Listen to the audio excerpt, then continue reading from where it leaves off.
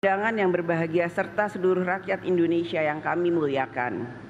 Puji syukur kehadirat Allah Subhanahu wa Ta'ala, Tuhan yang Maha Esa, yang telah memberikan rahmat karunia dan hidayahnya, sehingga pada hari ini kita dapat menghadiri sidang bersama DPR RI dan DPD RI.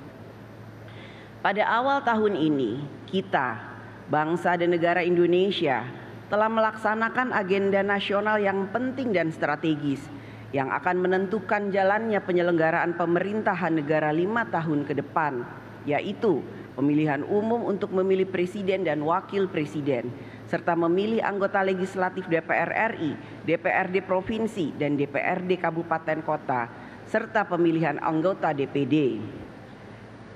Kita ucapkan selamat kepada Bapak Prabowo Subianto dan Bapak Gibran Rakabuming Raka sebagai presiden dan wakil presiden terpilih. Pelaksanaan pemilu bagi rakyat adalah pesta demokrasi. Rakyat dianggap menjadi penting. Rakyat diundang oleh setiap calon. Ada yang menyediakan hiburan, ada yang menyediakan konsumsi, ada yang menyediakan oleh-oleh. Rakyat bergembira menikmati pesta demokrasi. Para calon pun berupaya menyenangkan pemilih agar dapat merebut suaranya. Berusaha tampil simpatik, foto diri yang terbaik dipajang sampai ke pelosok-pelosok. Rumah makan, pohon-pohon jadi korban. Tiang listrik penuh dengan tempelan. Semua cara dilakukan untuk mendapatkan suara rakyat. Bagi yang berhasil dalam pemilu, semua hal menjadi indah untuk dikenang. Sementara bagi yang belum berhasil, merasa serba sulit. Sulit makan, sulit tidur, bahkan ada yang sulit untuk bangkit kembali.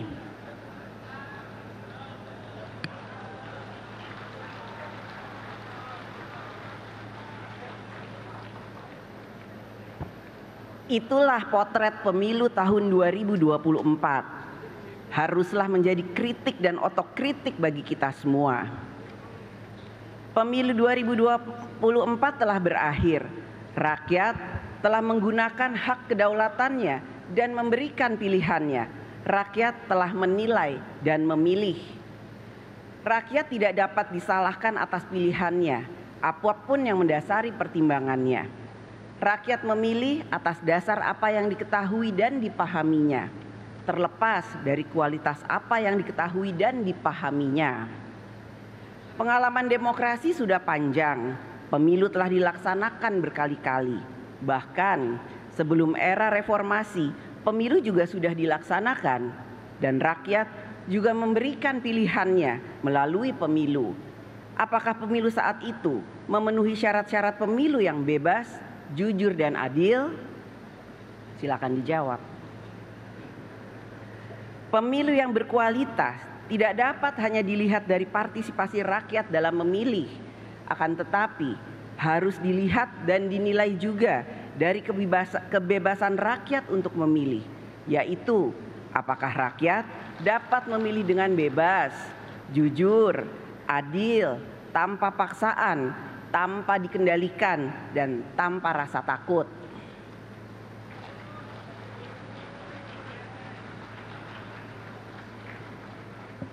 Kita semua memiliki tanggung jawab bersama untuk menjaga dan menciptakan demokrasi yang berkualitas, semakin maju, beradab, dan mencerdaskan kehidupan bangsa. Menang kalah selalu ada dalam pemilu, karenanya kita dituntut untuk memiliki etika politik, siap kalah dan siap menang. Siap bertanding dan siap juga untuk bersanding.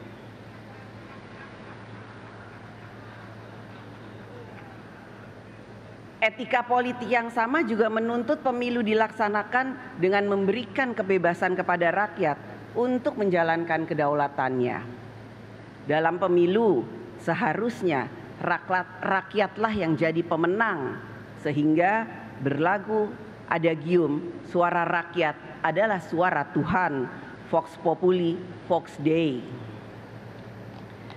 Hadirin sidang yang terhormat dan yang dimuliakan, dalam berdemokrasi, rakyat tidak pernah berkuasa. rakyat hanya menentukan siapa yang akan berkuasa.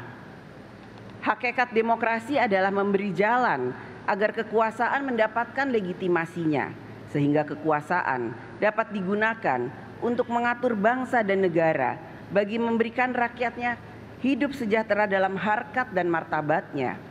Akan tetapi, demokrasi dapat juga berjalan pada arah yang salah, yaitu demokrasi yang tidak menjalankan kedaulatan rakyat.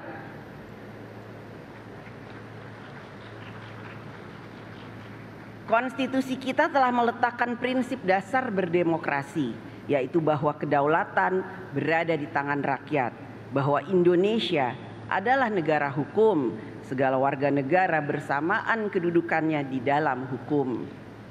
Konstitusi kita telah mengatur bagaimana kedaulatan rakyat harus dijalankan secara kolektif dengan prinsip check and balances pada cabang-cabang kekuasaan negara eksekutif, legislatif, dan yudikatif.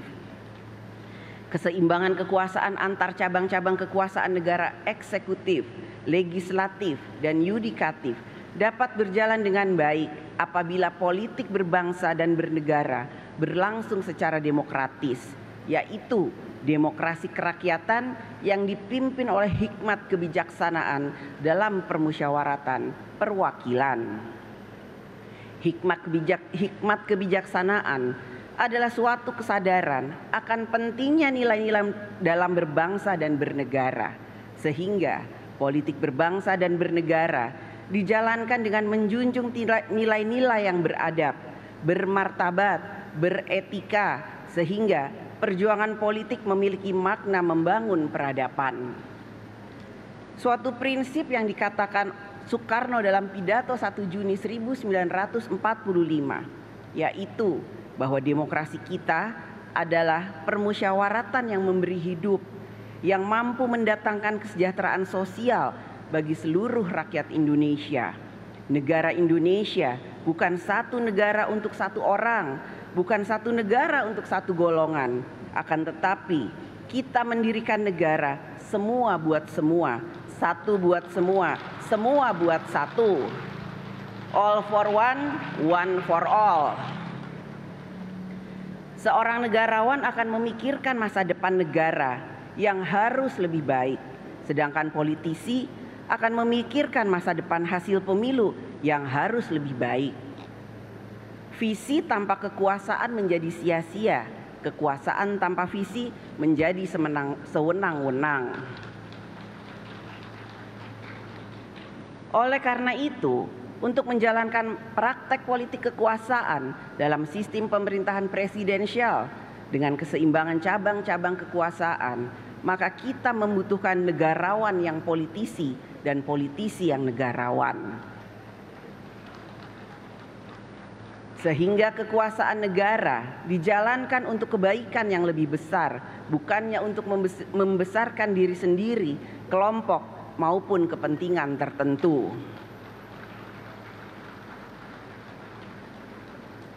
Demokrasi juga memberikan ruang kepada rakyat ikut melakukan fungsi kontrol sosial, baik melalui media massa, media elektronik, media sosial, kerja-kerja LSM, pemikiran-pemikiran akademisi, kerja-kerja ormas, dan lain sebagainya, yang bertujuan agar kekuasaan yang berasal dari rakyat digunakan sungguh-sungguh untuk kepentingan rakyat. Mewujudkan demokrasi yang sejati bukanlah jalan yang mudah, karena itu jalan yang sulit dilalui. Bukan saja kita terhenti sejenak, tetapi kita tidak boleh mundur karena tujuan kita mulia, tujuan sejak negara ini didirikan, yaitu Indonesia untuk semua yang merdeka, bersatu, berdaulat, adil, dan makmur.